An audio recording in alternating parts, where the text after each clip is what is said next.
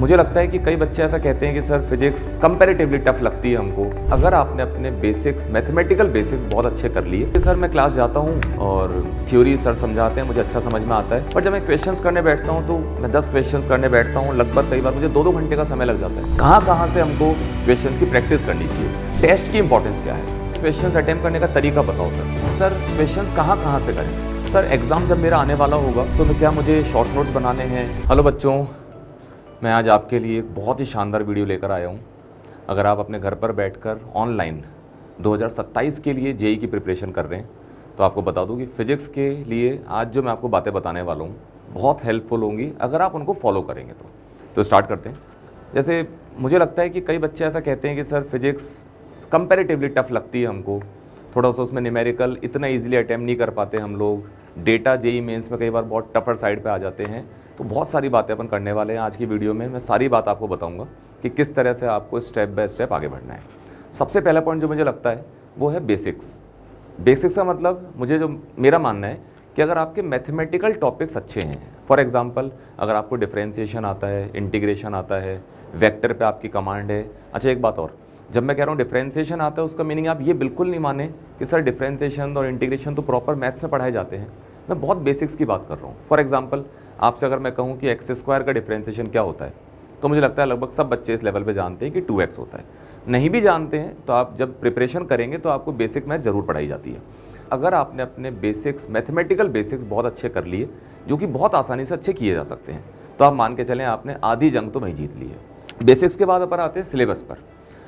हालांकि सिलेबस आप पूरी जर्नी के दौरान स्टेप बाय स्टेप पढ़ेंगे, ऐसा नहीं है कि आपका सिलेबस एक महीने में पूरा कवर हो जाएगा, आपको स्टेप बाय स्टेप चलना पड़ेगा। लेकिन फिर भी आप ये मान के चलें कि फिजिक्स में बहुत सारे ऐसे चैप्टर्स हैं जो बहुत स्कोरिंग हैं, स्कोरिंग भी हैं, समझना भी ईजी है। और अगर आप पिछले 5-6 सालों का रिकॉर्ड देखें तो कई चैप्टर्स ऐसे आपको बहुत सारे वीडियोज़ भी मिल जाएंगे जिसमें बता रखा है फैकल्टीज़ ने कि ये फलाना चैप्टर इंपॉर्टेंट है। कवर कैसे करना है उस बारे में बात कर लेते हैं। कई बच्चे क्या बोलते हैं कि सर मैं क्लास जाता हूँ और थ्योरी सर समझाते हैं, मुझे अच्छा समझ में आता है, पर जब मैं क्वेश्चंस करने बैठता हूँ तो नहीं हो पाते मुझसे सवाल।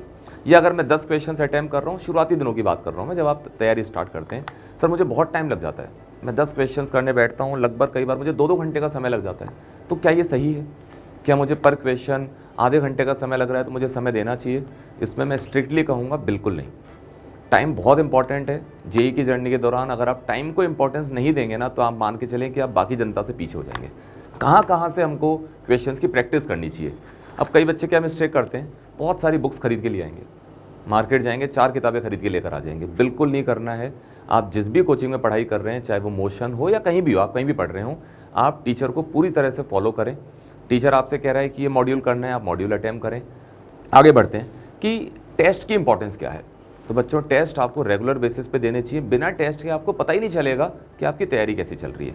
आप खुद सोचिए कि आपके 4-5 चैप्टर्स कंप्लीट हो चुके हैं ऑनलाइन, आप जिस भी कोचिंग में पढ़ रहे हैं वहाँ तो टेस्ट आपके होते ही होंगे रेगुलर या होंगे रेगुलर, तो वहाँ आपकी टेस्ट की तैयारी अच्छी हो जाएगी। लेकिन आप खुद भी अपने लेवल पर चैप्टर वाइज टेस्ट अटैम्प्ट कर सकते हैं रेगुलर। अब डेली नहीं करना है, आप ये मान के चलें कि हर वीक में मैंने 2 टेस्ट पेपर बना लिए और चैप्टर वाइज टेस्ट में अटैम्प्ट कर रहा हूँ। तो आप टेस्ट पेपर को बहुत इंपॉर्टेंस दें, टेस्ट का एनालिसिस जरूर करें। कई बच्चे बोलते हैं क्वेश्चंस अटैम्प्ट करने का तरीका बताओ सर। तो बहुत सिंपल तरीका है फिजिक्स में। मैं खुद भी जब क्लास में बच्चों को डिस्कशन कराता हूँ, ईमानदारी से बता रहा हूँ, मैं मॉड्यूल खोलकर सामने रखता हूँ, क्वेश्चन की एक लाइन पढ़ता हूँ, जो डेटा दिया है उसको बोर्ड पे लिखता जाता हूँ। हालांकि मुझे एग्जाम नहीं देना, पर मेरी आदत में है ऐसा, क्योंकि मैंने भी तैयारी करी है, मैंने भी बहुत सारे क्वेश्चंस की प्रैक्टिस करी है, तो मैंने यही सीखा है। आप क्वेश्चन की एक लाइन पढ़ें, उसका डेटा लिखते चलें। आपको विजुलाइज होना चाहिए कि सपोज क्वेश्चन में लिखा हुआ है कि एक सॉलिड स्फीयर है, प्योर रोलिंग करते हुए जा रहे हैं, तो जैसा आपको दिखा है लिखा हुआ वैसा डायग्राम बना लो। ग्राउंड बनाएं, उस पर स्फीयर बनाएं, एक फोर्स लग रहा है, फोर्स लगाएं, तो जैसा क्वेश्चन कह रहा है ना वो करते जाओ। फिर उसके बाद बच्चे बोलते हैं कि सर क्वेश्चंस कहाँ से करें। तो हालांकि मैंने इस बारे में बताया अभी, लेकिन फिर भी इन शॉर्ट आपको बता दूं, आप सीक्वेंस यही फॉलो करें जो मैं बोल रहा हूँ, स्ट्रिक्टली ये फॉलो करें। आप मॉड्यूल करें, डीपीपी करें, पीवाईक्यूज करें। फिर भी अगर आपको समय मिलता है, आप बहुत ही शार्प हैं, आपको बहुत टाइम मिल रहा है करने के लिए, तो आप कोई भी एक बुक उठा लें और उसके क्वेश्चंस की प्रैक्टिस रेगुलर बेसिस पे कर सकते हैं। लास्ट में बात आती है कि सर एग्ज़ाम जब मेरा आने वाला होगा तो मैं क्या मुझे शॉर्ट नोट्स बनाने हैं, या एग्ज़ाम से पहले क्या मैं जो मेरे पास पूरा बंडल बन चुका है नोट्स का, क्या तो मैं सारी बुकलेट पढ़ने बैठूं क्या? बिल्कुल नहीं। आप खुद भी समझदार हैं। आप सोच के देखिए कि अगर आपका एग्ज़ाम आज से 5 दिन बाद है जेईई मेंस का, चाहे वो 2027 का हो, चाहे 2028 का हो, कोई सा भी हो, अगर आपने ये बेवकूफ़ी करी कि आपने एक साथ एक दिन में सोचा कि मैं सारे नोट्स उठा के पढ़ डालूंगा, पॉसिबल ही नहीं, और ना वो एफिशिएंसी आने वाली है, बल्कि और आपका माइंड पजल हो जाएगा। करना क्या है, 2027 की तैयारी कर रहे हैं अगर, तो पूरे साल भर आप एक आदत डाल लें, कोई भी चैप्टर आपका कंप्लीट हुआ, जब आपने उसके PYQ करे ना, उससे पहले आप उसके शॉर्ट नोट बनाएं। जब एग्जाम देने जाएं उससे पहले सिर्फ शॉर्ट नोट्स को देख कर जाएँ, सारे नोट्स रिवाइज बिल्कुल नहीं करें।